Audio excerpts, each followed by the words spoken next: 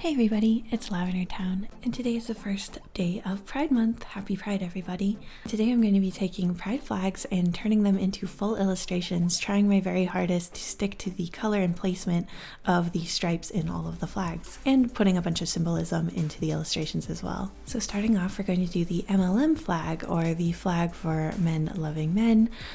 This is a flag that is definitely more recent. Originally, the rainbow flag was typically used to represent this sexuality, but as the rainbow flag became used more and more to generally symbolize queer spaces and the entire gay community, there was some desire for a specifically MLM flag, and that is where this flag comes in. It is a flag with a bunch of different aqua tones up at the top and some darker, more like true royal blue or like purpley blues at the bottom, with a band of white in the center. Now, I immediately had this vision of like upside down water because of that beautiful aqua gradient, and I thought it would be fun to make a illustration of this sort of like upside down ocean. The ocean also got me thinking about animals in which we have seen homosexuality in.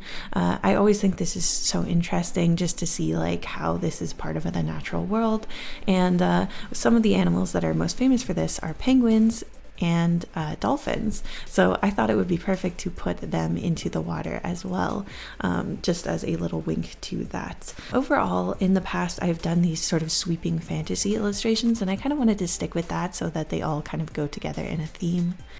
Biggest difficulty I usually have with these is not adhering to the colors, but rather adhering to the stripes, because in order to make an illustration dynamic, you typically need to have like slanting lines or diagonals, that kind of thing.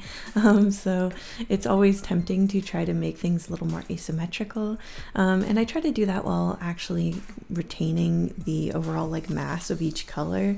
There's a few areas where I kind of fudged it a little bit. I feel like the white band got a little bigger since it was representing like the horizon and the skyline, but in general I think I stuck pretty close, and I think anyone who knows what this flag looks like would probably be able to ascertain that this is what this illustration is based on, while still being subtle enough that if you have anyone homophobic in your life and you put this on your wall or whatever, they're probably not going to know what this represents.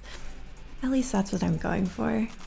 I really like doing this flag because it's kind of a monochrome, except it has these two wildly different types of blues. Like the greener blue and the purpler blue creates a much like wider space of colors, and it made it really fun to play around with and try to make sure that like the character is still very visible despite the fact that all the colors are relatively similar.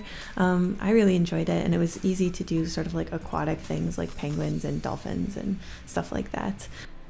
I tried even with the character, who's obviously breaking up these stripes, to make sure that like the majority of the lower portion is these darker purple color, just so that visually it still kind of looks like the weight of the flag is the same, even if it's broken up a little bit. Next up is the Intersex flag, and I really like this one, even though I feel like it gets kind of neglected sometimes. I like it because it's very simple, but the symbolism really makes sense and is very important, I think. So someone who is intersex, this can refer to a lot of different things. This is not the same as being like transgender.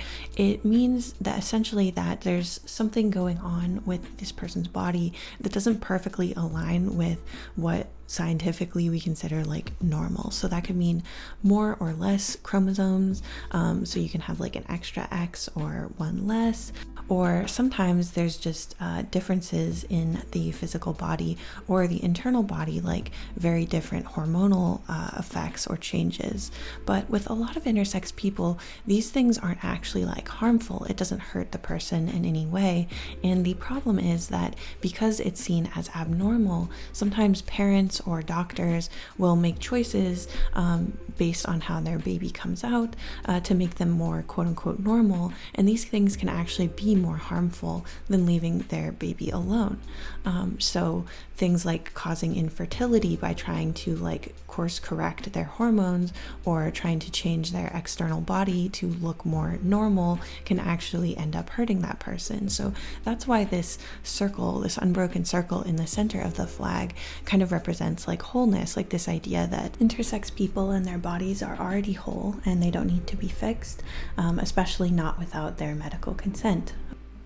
There is plenty of evidence in early history that human societies have been aware of intersex people for a long time, sometimes even considering them to be like supernaturally gifted or having magical powers. There are a lot of deities that have multiple different like male and female sex traits, and in general it's just clear that this is something that's been happening with humans for a really long time. For this illustration, I didn't have as much to work with as far as colors. It really is just purple and yellow. So I really wanted to have a character sort of close to the screen who had these sort of like baby bangs in the shape of that purple circle. And then I wanted this character to be completely surrounded in daisies. I just thought it would be so cute, and it would be a great way to utilize this like broad, very plain yellow background in a way that adds like some texture and fun to it without making it look too crazy different from the actual flag. For this illustration, I really wanted to focus on the beauty and chaos of the natural world. Out in nature, you see so much diversity and difference, and it really is something beautiful, something you wouldn't want to shave the edges off of and change and make all the same. So I think that that's something that can be a real guiding light to everyone who feels like they don't perfectly match the way they're supposed to look. This is the first flag I've done that doesn't have any stripes in it, so I definitely think it looks different, but I really like how it turned out. It looks very poppy and fun. Next up, I'm doing the gender fluid flag. Now, to be gender fluid, it basically just means that over time, the person's gender identity and or gender expression changes. I wanted to have both a actual stream in this image as well as lots of symbols and images of time, because that's really what makes gender fluidity different from being like non-binary in general or discovering that you're trans or something like that. It refers to this sort of flexibility and this constant state of like changing over time. This flag is interesting because in a lot of the flags, the darkest stripe will either be at the top or the bottom, but here it's actually one above the blue stripe. So it was definitely helpful for creating my stream, so I could have like a dark bank of soil above the stream and then have the water underneath. I ended up kind of making this sort of Dali-esque melting clocks kind of motif, which wasn't necessarily my goal. I was definitely trying to do more of like a lily pad that is also a clock, but I kind of like it. I tried to dress the character actually in a mashup of more gendered clothing items rather than going for like the full androgyny look of my non-binary flag.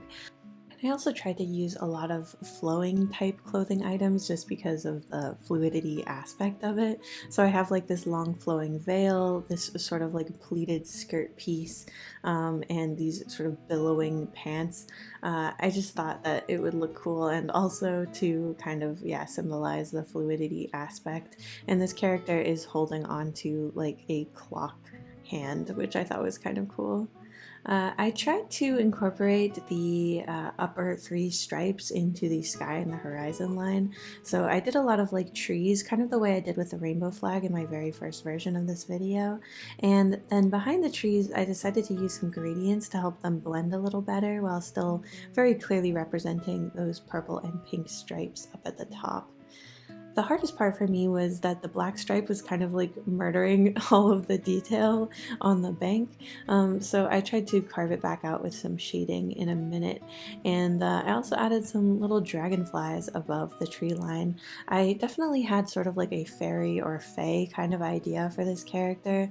I feel like fairies have a lot of like changeling type stories about like shifting from one state to another, and so I feel like that kind of goes with gender fluidity as a concept. Also, I feel like especially in pop culture, fairies are just known for being sort of like androgynous or not traditional in their expression, so I also thought that would kind of match. So I actually added like a elven fairy type ear, and the dragonflies are supposed to kind of represent those like fairy wings as well, just because I got kind of attached to that concept. This one I found that I didn't like the way the blue was clashing with the other colors, but I feel like by the end of it I kind of made it work. You guys can let me know if you think I was successful or not. So here are those final illustrations. If you're looking for a different flag, please check out my other 3 videos that I've done on this topic because you might find it in there. Happy Pride, and I'll see you guys in the next one. Thank you so much to my wonderful patrons, including Viette, Lil Bunny Baby, Raccoon Jam, The Aidenverse, Scott Wilson, Grexius, Olia, Brandon Stark, CB, Lucy Amajiki, Live, Salty Jackrabbit, Ravenscrow, Saucelot, Teehole Music, Jabber Dabber Doo, Kadaria, Deadly Nightshade Art, Astral Fox Art, The Expressive Poker Face, Tsubaki, Cutie Pie, Ice Cream Pal, Cola, JJ Jade, and of course, Lib.